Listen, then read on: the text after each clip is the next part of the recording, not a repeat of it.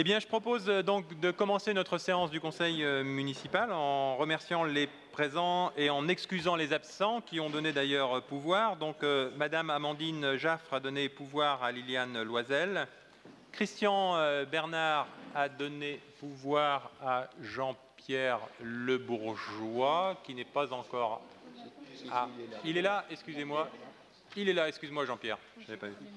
Voilà. Marie-Jo Le Renard donne pouvoir à Christian Catherine. Madame Hardy donne pouvoir à Monique Picot. Et Benoît Arrivé donne pouvoir à Guylaine Godin.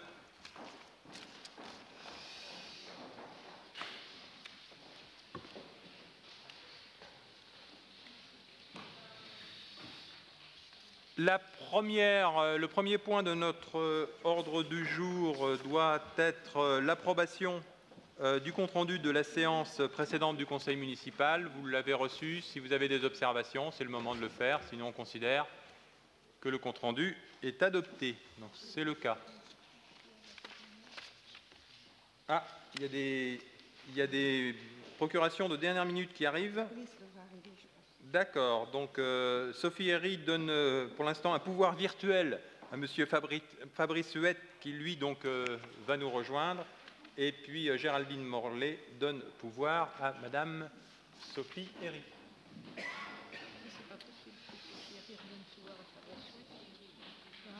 Attendez. Il y a quelque chose qui ne va pas, voilà. Oui, donc quelqu'un ne peut pas avoir plus de 2 pouvoirs. Parce que vous partez à 17h30. Ah, à partir de 17h. Ah, d'accord. D'accord. Et jusqu'à... Ah oui, j'avais pas vu la flèche, ouais. D'accord. Bon. Et à 17h30, il se passera quoi? On verra. Ah bon. Bon. On essaiera de voir. Vigilant à 17h30 précise. Ok. Vous avez reçu, dans le cadre du Code général des collectivités territoriales, les quelques délégations de pouvoir. Est-ce que vous avez des questions particulières? Non, donc on prend acte. Je vous propose donc de passer à la première délibération de notre Conseil, qui concerne donc la présentation du plan communal de sauvegarde. Donc, les plans communaux de sauvegarde ont été créés par la loi de 2004, donc relative à la modernisation de la sécurité civile. Donc, c'est un dispositif donc, qui est mis en place par le maire pour prendre en charge la population en cas d'accident sur sa commune. Donc, le plan communal de sauvegarde doit permettre donc, à la commune d'agir en matière d'alerte, d'évacuation, d'accueil, de réconfort ou encore d'hébergement. Donc, il organise bien évidemment les moyens qui sont déployés par les sapeurs-pompiers, par le SAMU, par les gendarmes, par tous les acteurs, en quelque sorte, de la protection civile pour faire face à une situation de crise. Pour mémoire, notre commune est soumise à un certain nombre de risques majeurs, inondations, submersion marine, risques nucléaires, transport de matières dangereuses et chute de pierres. Et à ce titre, donc, il faut remarquer que le déclenchement de ce plan communal de sauvegarde n'est pas circonscrit à ces seuls risques, puisqu'il est conçu pour faire face à un incident majeur qui pourrait se produire. On ne l'avait pas déclenché l'année dernière, mais on aurait pu le faire par rapport à ce qu'on a appelé l'épisode neigeux. Mais donc, ce n'est pas parce qu'on a une procédure qui est mise en place, et cette procédure est détaillée, puisque le plan communal de sauvegarde donc, comprend, vous l'avez dans les différentes annexes, donc ce qu'on appelle la circulation des flux d'informations, le schéma d'organisation du plan communal, donc la façon dont les choses se mettent en place à travers la création notamment d'un poste communal de crise, le schéma de fonctionnement et le schéma d'organisation nominatif, de façon à ce qu'il y ait des personnes qui soient nommément désignées pour participer à ce poste communal de crise et qui puissent être mobilisés en fonction de besoins pour assurer la logistique. À titre d'information, donc, il y a une information préventive qui a été faite par la diffusion d'un document qui est celui-là, donc que chaque habitant de Cherbourg-Octeville a reçu pour pouvoir estimer lui-même les conduites à tenir en cas de risque. Et puis, bien évidemment, donc, nos documents sont disponibles à la fois en mairie, sont disponibles sur le site internet.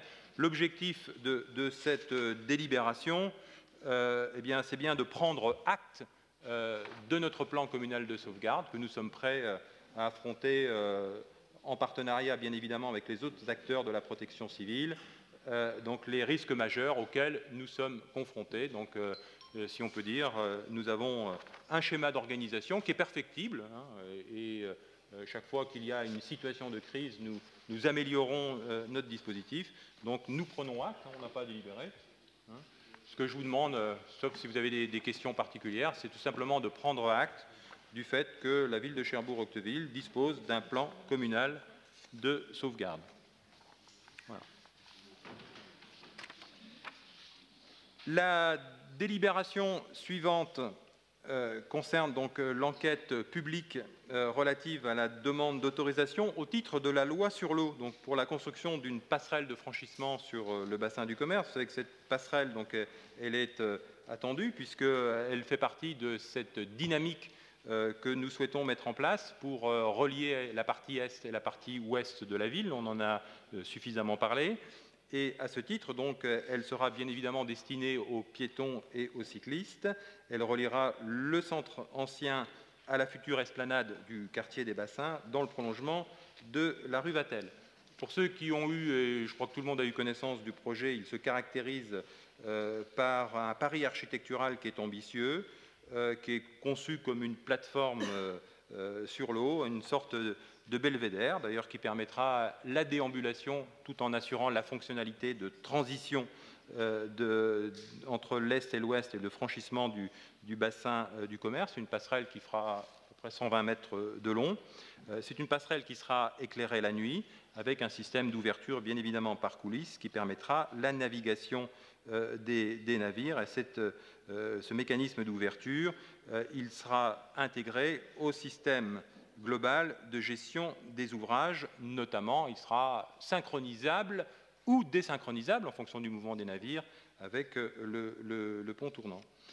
En ce qui concerne donc les usages du bassin du commerce, ce bassin du commerce, il conserve bien ces fonctions portuaires qui sont importantes et qui doivent être maintenues.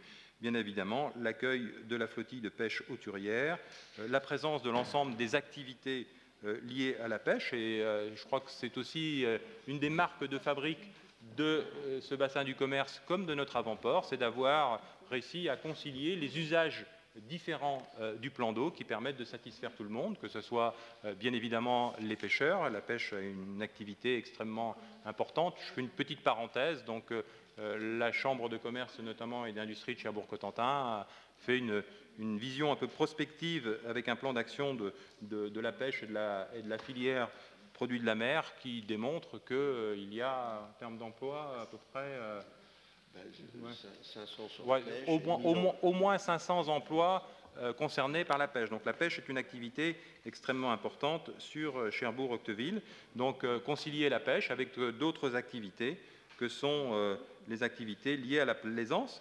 Et puis aussi donc l'accueil de navires de prestige, parce que ce soit le Belém notamment ou d'autres navires accostent le long du quai Alexandre III.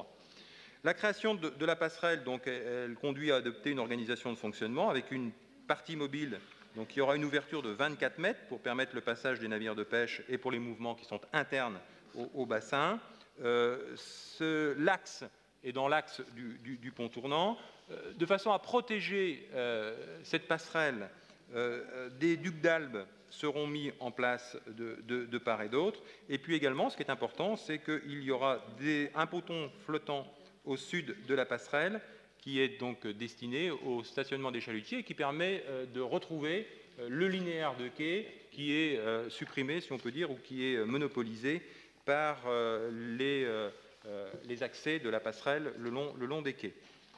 Enfin, donc, il y aura également le déplacement d'un ponton plaisance le long du quai de l'entrepôt, et ça pour permettre justement à ces navires de prestige de pouvoir faire leur manœuvre d'évitement.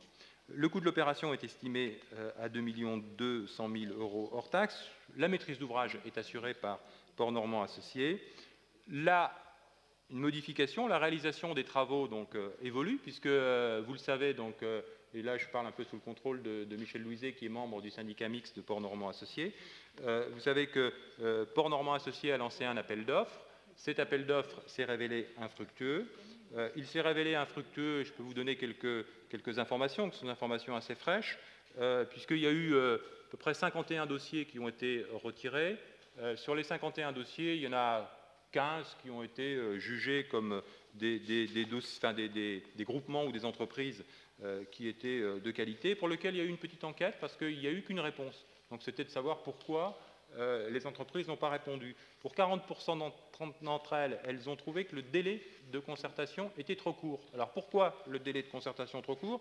Parce que les entreprises ont dit attention, c'est un ouvrage qui est complexe, qui nécessite la mobilisation de plusieurs corps de métier, bien évidemment du génie civil, des travaux maritimes pour les fondations de cette passerelle, mais aussi de la métallerie, et puis de l'automatisme, de l'électricité. Donc tout ça nécessite des négociations entre entreprises pour arriver à faire les groupements de commandes, enfin les groupements, pardon, de réponses.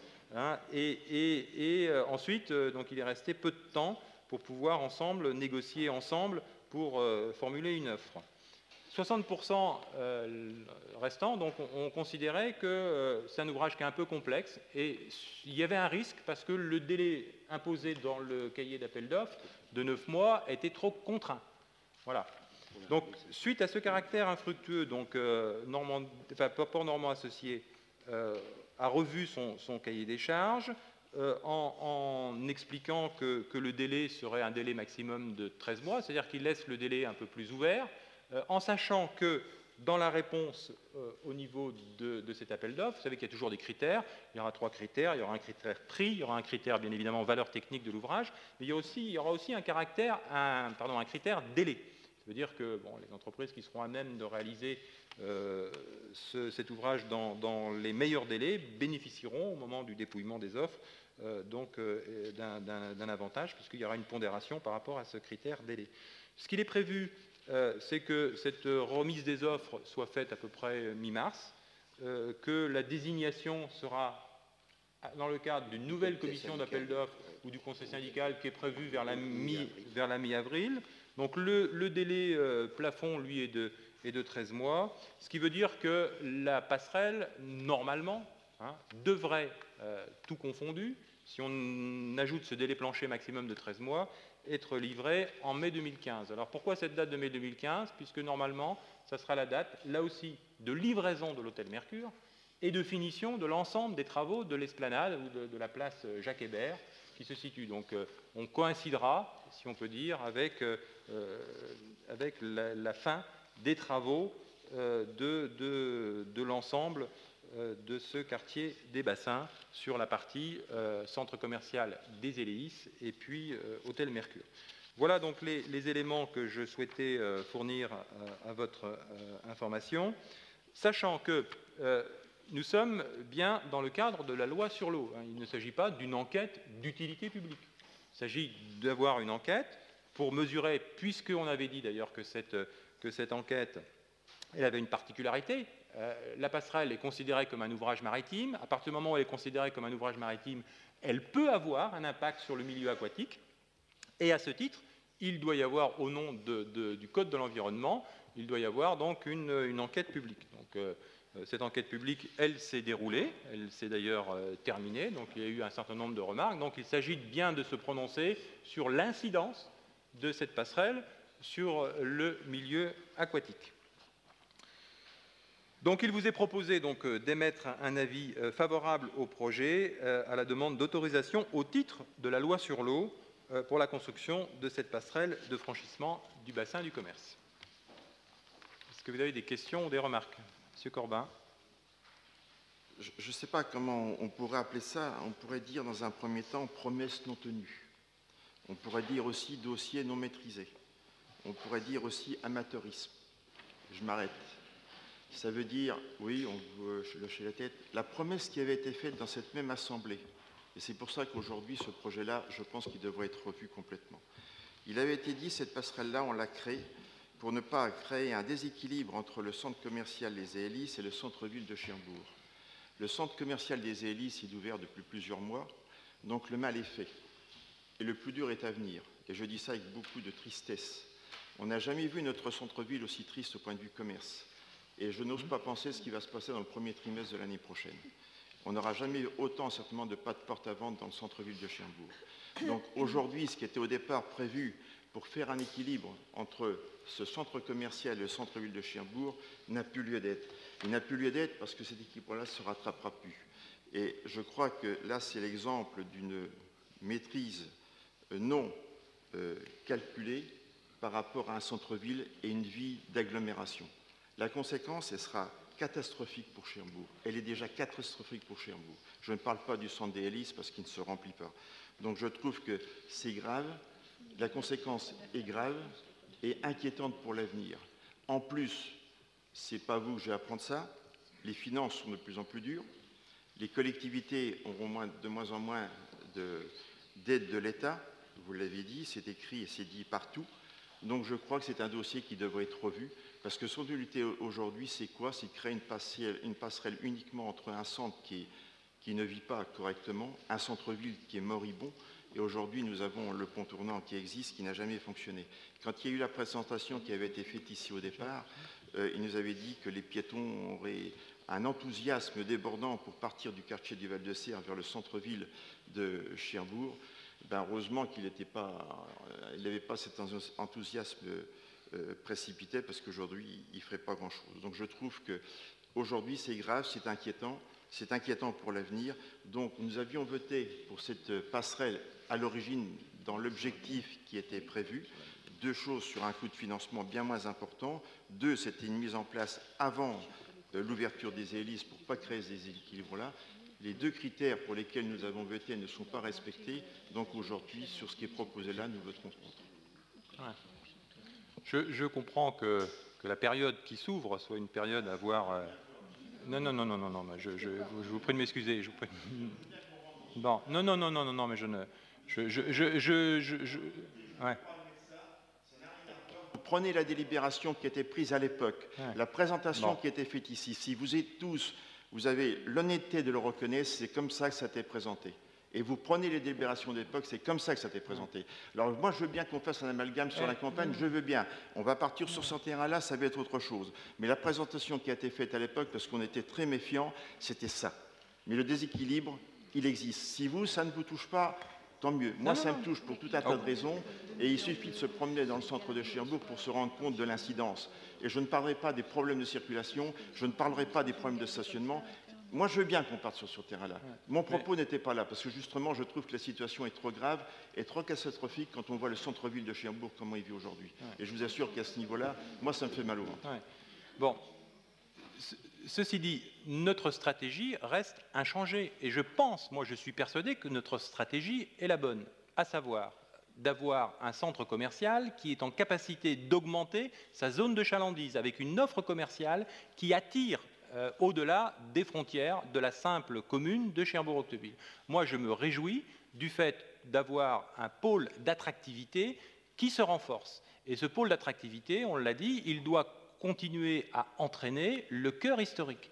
Et la liaison, l'espace urbain qui est prévu et le renforcement de notre attractivité du centre-ville avec les travaux qui se déroulent notamment autour du centre culturel sont bien là pour faire cette jonction entre ce que l'on a appelé, entre guillemets, la locomotive économique du nouveau cœur d'agglomération et le reste, le cœur historique. Et à ce titre, je pense que cette passerelle, elle aura un rôle important, un rôle pour amplifier les liaisons entre ce pôle nouveau qui a été créé et notre centre ancien. L'expérience d'autres villes de France démontre que l'introduction de centres commerciaux en centre-ville crée une nouvelle donne et que cette nouvelle donne, elle est profitable à tout le monde. Et à ce titre, nous avons créé un office du commerce et de l'artisanat qui est en capacité de fédérer les unions commerciales pour créer une dynamique d'ensemble. C'est bien une dynamique d'ensemble qui permettra aux commerçants du cœur historique, qui, je ne vous cache pas, ont des difficultés, c'est vrai, ils ont des difficultés, hein, comme malheureusement d'autres aussi ont des difficultés dans d'autres villes, mais c'est bien par cette dynamique globale que chacun pourra, d'une certaine façon, trouver des solutions aux difficultés qui peuvent être rencontrées. C'est important. Vous faites un inventaire des commerces qu'il y a aujourd'hui dans le centre-ville de Cherbourg et dans 15 mois, vous faites l'inventaire. J'espère me tromper simplement en disant ça. J'espère me tromper de tout cœur. Vous verrez. Je propose d'en rester là. Moi, je pense qu'on aura l'occasion de redébattre sur d'autres délibérations, sur la situation du commerce, notamment.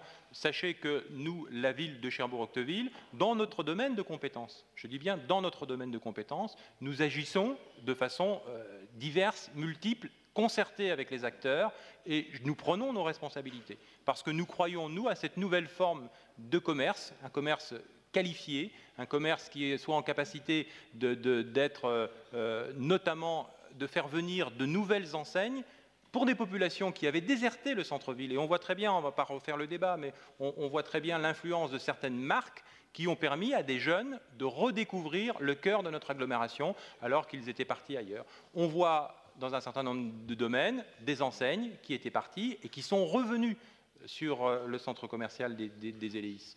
Et je pense que moi, il y a une dynamique qui est enclenchée, et cette dynamique, elle est accompagnée notamment par les projets urbains que nous menons et les liaisons.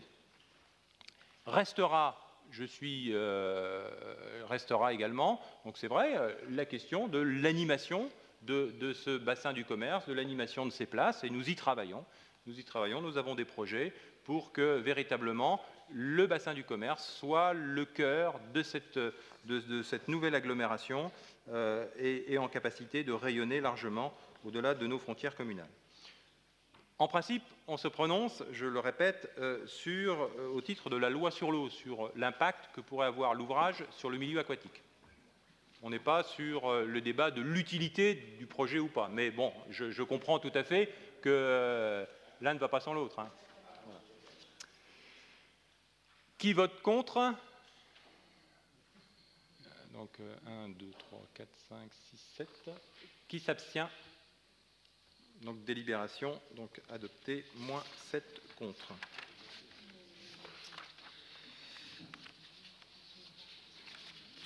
La délibération... Voilà. La délibération suivante concerne toujours une enquête publique, cette fois-ci sur la demande d'exploitation de la société Nutrifiche qui va réaliser sur Tour-la-Ville une unité de valorisation de coproduits marins. Nous sommes concernés parce que nous sommes dans le kilomètre du périmètre de l'établissement. Ce projet donc, est un projet qui est développé donc, par des investisseurs locaux qui sont impliqués dans l'élevage et la transformation de poissons. Ce qui est important, c'est que dans le cadre d'une stratégie de filière, ces industriels ont souhaité se doter d'une unité de transformation de coproduits et de sous-produits. Coproduits donc pour faire de la pulpe, pour faire de la farine, pour faire de l'huile de poisson ou pour faire ce qu'on appelle aussi du surimi base. Donc elle sera destinée à fournir de la matière première pour l'industrie alimentaire, donc c'est ce qu'on appelle les coproduits qui sont comestibles, et puis pour la nutrition animale, la farine de poisson notamment, c'est ce qu'on appelle les sous-produits. Donc ce nouveau site d'exploitation viendra en complément d'un site existant. L'unité de transformation se composera donc d'une zone de réception et de stockage de matières premières, d'une zone d'expédition et de stockage de produits finis, d'une zone de stockage des emballages, d'un atelier de production, de locaux techniques, etc. L'emprise sera au sol de 3110 mètres carrés et c'est un site qui fonctionnera donc 230 jours par an. Il nous est donc proposé d'émettre un avis sur l'exploitation de cet atelier.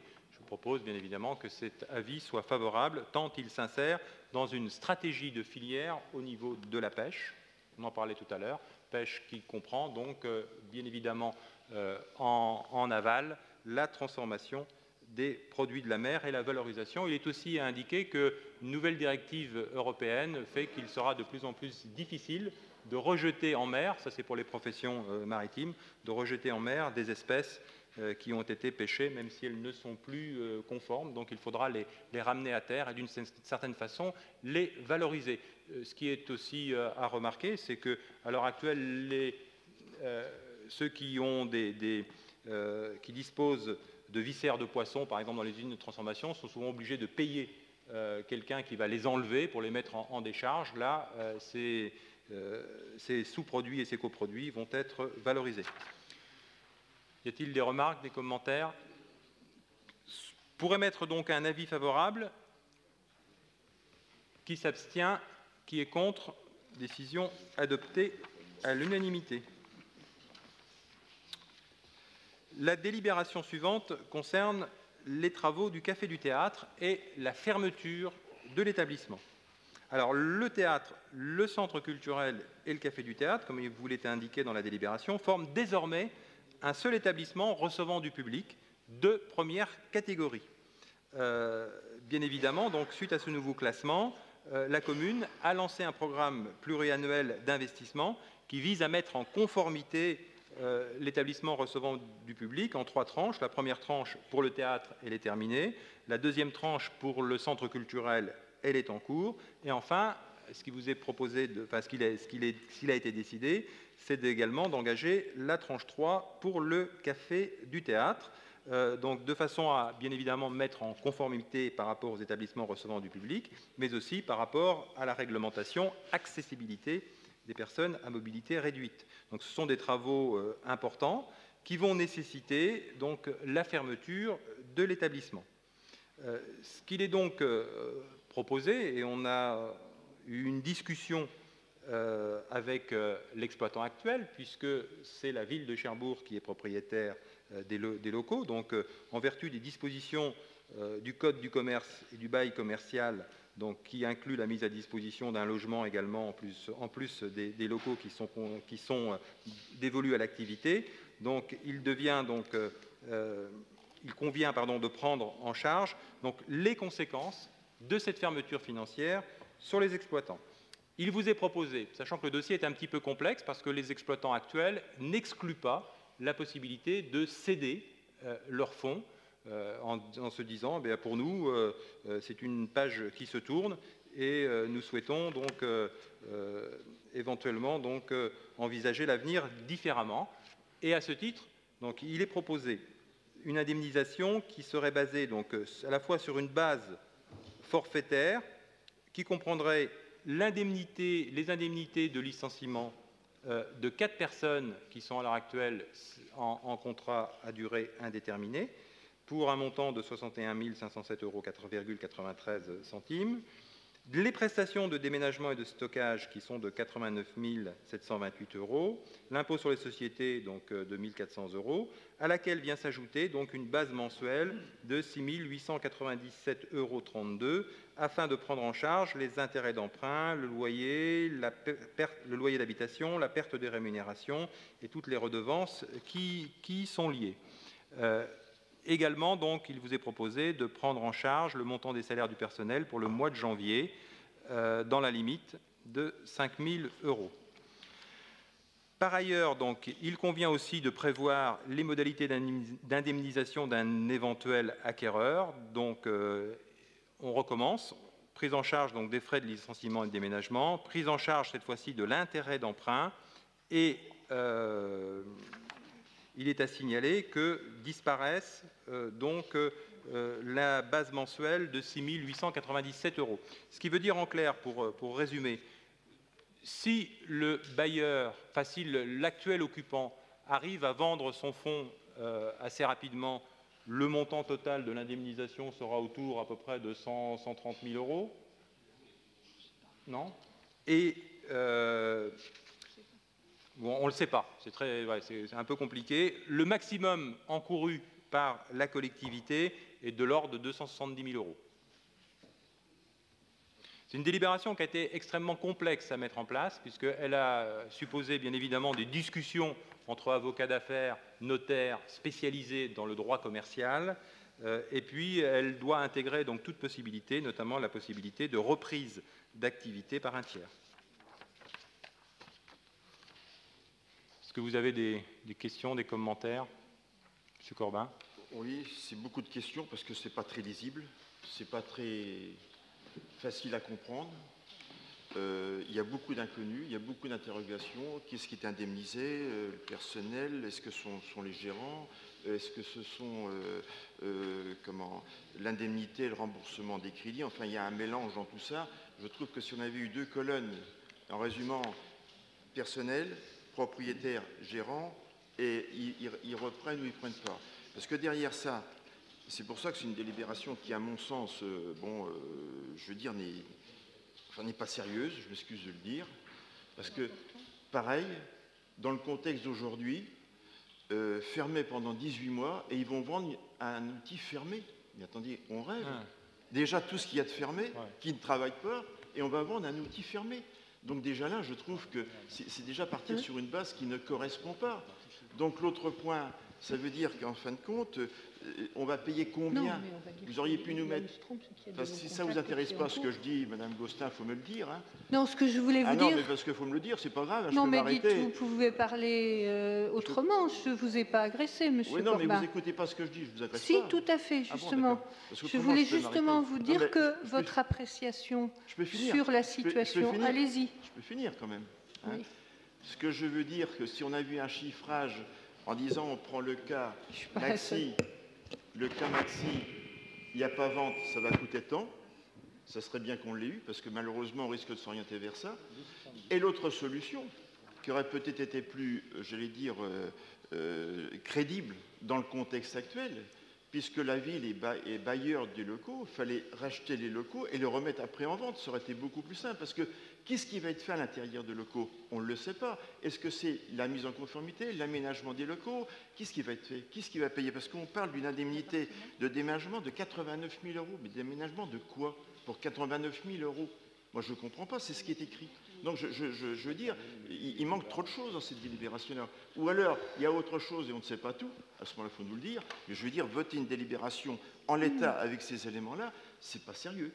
Alors, comme le disait Monsieur le maire, toutes les éventualités ont été abordées et votre appréciation, là où elle n'est pas tout à fait bonne, c'est que le repreneur, il est déjà plus ou moins identifié, que les négociations sont en cours. Donc, ça n'est pas un rêve d'envisager une certaine possibilité de reprise, puisqu'il y a des repreneurs potentiels. Donc, le document a été fait avec l'aval non seulement de spécialistes juridiques de transmission commerciale et d'activité commerciale, mais avec l'aval des représentants des actuels propriétaires et de l'éventuel acquéreur. Donc tout le monde sait concrètement ce qu'il y a quand on parle de déménagement.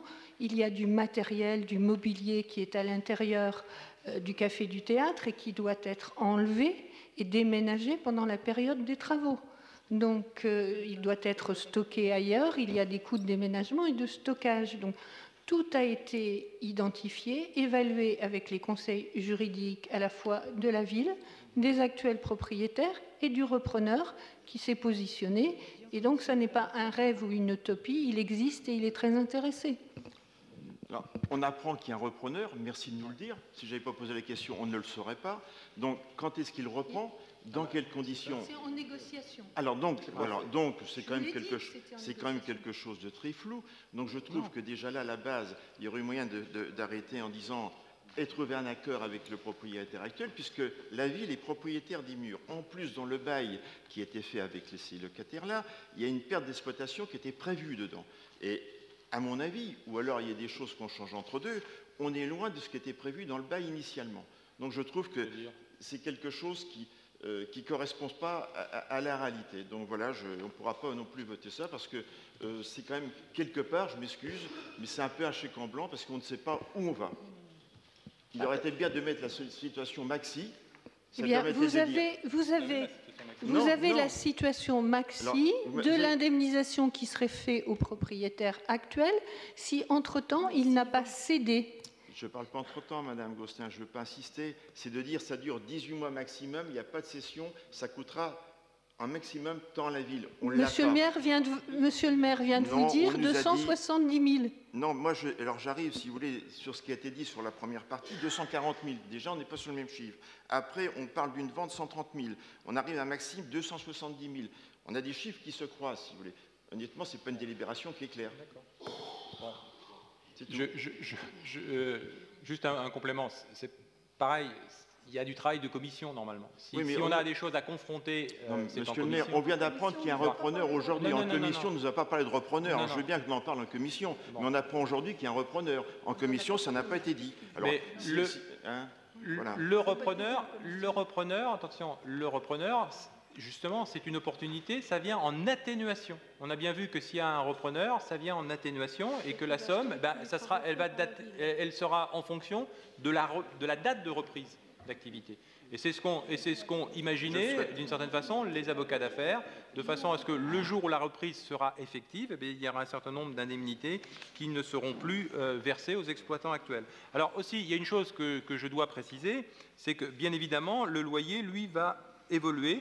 Il va évoluer en fonction du critère suivant, c'est qu'il y aura un loyer de base de 30 000 € par an, et puis ensuite, après travaux, bien évidemment, et puis ensuite, donc, il y aura un loyer sur loyer qui sera appliqué, qui sera de 7% pour le chiffre d'affaires, qui est compris entre 500 000 € et 1 million, donc qui peut amener à un loyer donc, de 65 000 €. Donc voilà, ça c'est les conditions d'exploitation, c'est-à-dire que la ville indemnise, la ville investit pour remettre en ERP cet outil.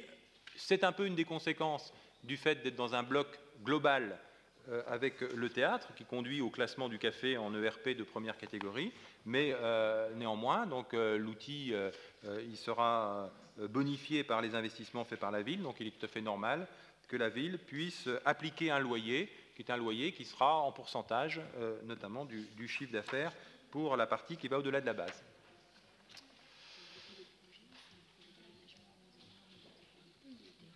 Ouais. Voilà. Bon, pour cette délibération, qui vote contre? Ok, 4. Qui s'abstient? 3 abstentions. Délibération donc adoptée. La délibération suivante donc, concerne une donation des consorts Truffert, donc les parcelles qui sont situées à les Marguerites. Donc, les ayants droit à la succession de M. Truffert, qui est décédé donc, déjà depuis pas mal de temps, en 1984, sont donc propriétaires de 2 parcelles qui sont classées comme espaces boisés à conserver dans leur intégralité pour une superficie de 4 297 mètres carrés. L'éloignement géographique des héritiers ne leur a pas permis d'entretenir correctement ces parcelles. Celles-ci ont été proposées à la vente depuis de nombreuses années sans trouver preneur. Donc, c'est pourquoi donc, les héritiers donc, proposent une donation à la ville, en vue bien évidemment que ces parcelles puissent constituer un futur espace public, et le PLU ne permet pas de faire autre chose, et puis de respecter la mémoire de M. René Truffert en dénommant ce lieu donc espace René Truffert, avec la position d'une plaque pour cet espace qui sera ce square, d'une certaine façon, qui fait défaut au quartier, et qui sera donc, bien évidemment, ouvert au public. Qui est contre? Qui s'abstient? Délibération adoptée à l'unanimité. La délibération suivante donc, concerne la reconduction du dispositif d'aide aux propriétaires, et cela pour une année, à compter du 1er janvier 2014, en ce qui concerne le ravalement des façades. Donc, on a mis en place donc, une politique d'aide au ravalement des façades qui sont visibles de la voie publique sous forme de subventions, et ça depuis 1991. Ce dispositif est associé à l'opération programmée, ce qu'on appelle l'OPA, l'amélioration de l'habitat OPA et rue, renouvellement urbain, donc pour la période 2009-2013. Donc, ce qu'il est tout simplement proposé, c'est de reconduire ce dispositif à compter du 1er janvier 2014, dans l'attente aussi qu'une nouvelle opération une étude qui a été enclenchée par la communauté urbaine, pour laquelle il y a eu une délibération il y a peu de temps, donc en attendant que les nouvelles conditions de l'OPA renouvellement urbain soient définies. Donc on est dans la prolongation d'un dispositif existant et qui donne satisfaction. Qui est contre? Qui s'abstient? Délibération adoptée à l'unanimité. La délibération suivante concerne la révision des loyers des ateliers de l'espace d'activité de la Montquentin. Donc, le 17 décembre 2007, le conseil municipal a fixé par délibération le niveau des loyers et des redevances de l'espace d'activité de la Montquentin. Donc, il a été fixé à 62 € hors taxe par mètre carré et par an, qui correspondait donc à un indice INSEE du coût de la construction de l'époque. Dès sa réception, et ça c'est important, en 2008, dans cet espace d'activité de 860 mètres carrés a été entièrement occupé par 6 entreprises. Et puis on a constaté qu'au cours de l'année 2013, donc 131 mètres carrés d'ateliers sur les 309 se retrouvaient libres. Au regard donc des indications, puisqu'il y a un travail en réseau qui se fait notamment au niveau départemental, et au regard donc des comparaisons qui sont faites dans la bourse des locaux qui s'appelle espacemanche.com, il apparaît judicieux de ramener le loyer à 62 € parce que pour une raison mécanique, compte tenu de l'indice de la construction, et l'indice de la construction a plutôt évolué de façon assez importante, nous nous retrouvions à des loyers qui étaient de 71 € et qui étaient, fin de compte, en dehors du marché, des prix de marché tels qu'ils sont pratiqués dans les agglomérations de notre département. Donc, eh bien, nous vous proposons tout simplement de ramener ces loyers à 62 € tels qu'ils avaient été initialement prévus au départ, et puis de faire redémarrer l'indice d'actualisation qui s'en suivra. Tout à fait, oui. Oui. Qui vote contre? Qui s'abstient? Délibération adoptée à l'unanimité.